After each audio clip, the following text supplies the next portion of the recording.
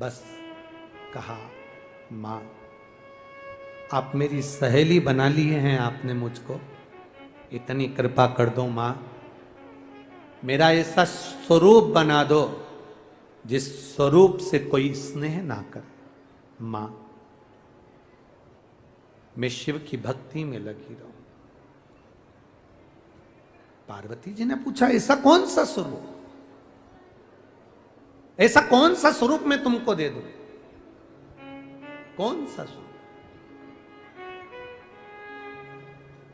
मान पूछी क्या स्वरूप चाहिए?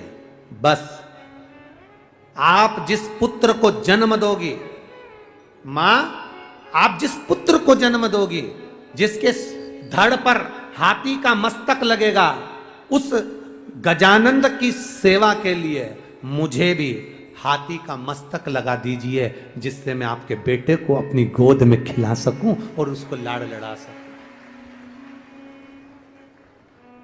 एक धाय मां होती है, एक जन्म देने वाली मां होती है, एक बच्चे को गोदी में खिलाने वाली, जिसको हमारे यहाँ सहज भाषा में आया कहते हैं।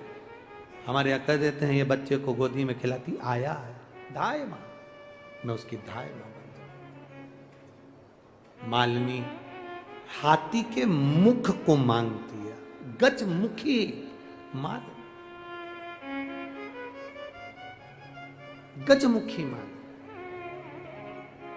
जब हमारे यहां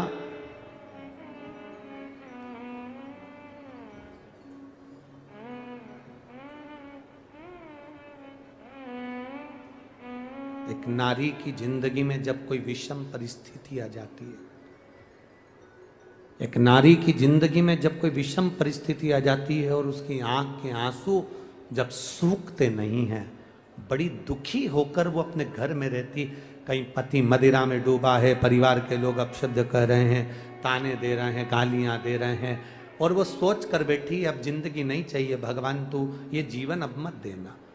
जिसकी बहुत गति बिगड़े किसी नारी की जिंदगी जब इस तरह से जी रही होती है, शिव पुराण कहती है केवल एक चावल का दाना, एक अक्षत, एक बेलपत्र और एक पुष्प की, लाल पुष्प की पंखड़ी, जो सोमवार की अष्टमी के दिन मां मालिनी के नाम से, मां गौरा के नाम से, आदिशक्ति के नाम से, 3 नामों का स्मरण कर कर मालिनी, मां गौरा, आद्य शक्ति का स्मरण कर कर जो अशोक सुंदरी वाली जगह पर समर्पित कर देती है नारी, उसकी जिंदगी से दुख समाप्त हो जाता है और वो खुशी की ओर अग्रण्य हो जाता है। मां मालिनी कोई साधारण नहीं है, गजमुखी है ये, जिसके मस्तक, जिसका शीश गज का है, साधारण नहीं है ये।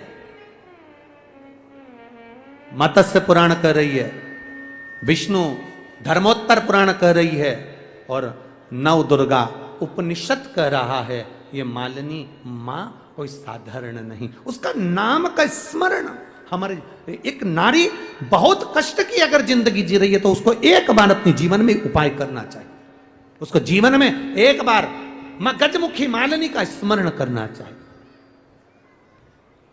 उसकी भक्ति कम नहीं, दुख समाप्त।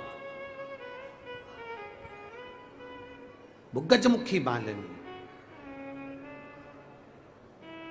एक लाल चंदन में भिड़ा हुआ अक्षत, एक बेल पत्र, एक फूल, लाल फूल की एक पंखड़ी हो, फूल भी नहीं हो तो पंखड़ी भी, मां मालिनी गजमुखी को जब दिया जाए तो वो सुख प्राप्त करती है, सुख।